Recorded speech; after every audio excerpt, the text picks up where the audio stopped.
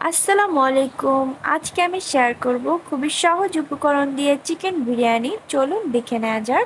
চুলায় একটা পাতিল বসিয়ে দিয়েছি। আমি পাতিলে 2 কাপ পরিমাণের তেল দিয়ে দিয়েছি। তেলটা গরম হওয়ার সাথে সাথে আমি এখানে অ্যাড করে দিয়েছি পেঁয়াজ কুচি।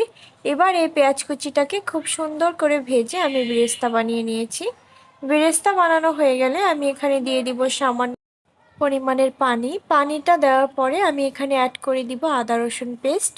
আদা রসুন পেস্টটা এবার খুব ভালো করে এই তেলের সাথে ভেজে নিব। ভাজা হয়ে গেলে আমি এখানে দিয়ে দিব বিরিয়ানির মশলা। আমি এখানে রাঁধুনির বিরিয়ানির মশলা দিয়েছি। এবার এই মশলাটাকে খুব ভালো করে তেলের সাথে কষিয়ে নিব। খুব ভালো করে কষিয়ে নিতে হবে। কষানো হয়ে গেলে আমি এখানে দিয়ে দিব আগে থেকে কেটে রাখা চিকেন আলু। এবার এই চিকেন আলুটা দিয়ে খুব ভালো করে কষিয়ে নিতে হবে। কষানো হয়ে গেলে আমি আর একটু সামান্য পরিমাণের পানি দিয়ে চিকেনটাকে আরও একবার কষিয়ে নিব। চিকেনটাকে খুব ভালো করে কষিয়ে সেদ্ধ করে নিব।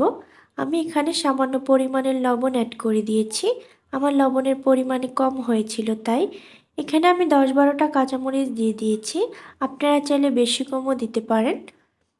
এবার আমি অ্যাড করে দিব ফুটিয়ে রাখা চালগুলো। আমি আগে থেকে হাফ সিদ্ধ করে রেখেছি চালগুলো। এবার এই চালটাকে দিয়ে খুব ভালো করে মশলার সাথে নেড়ে চেড়ে নিব, যাতে চালের গায়ে খুব ভালো করে মশলাগুলো লেগে যায়।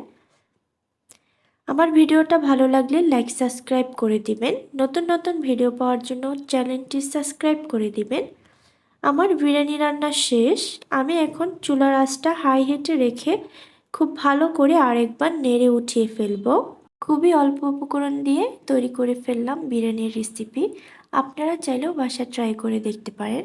সবাই ভালো থাকবেন, সুস্থ থাকবেন। আল্লাহ হাফেজ।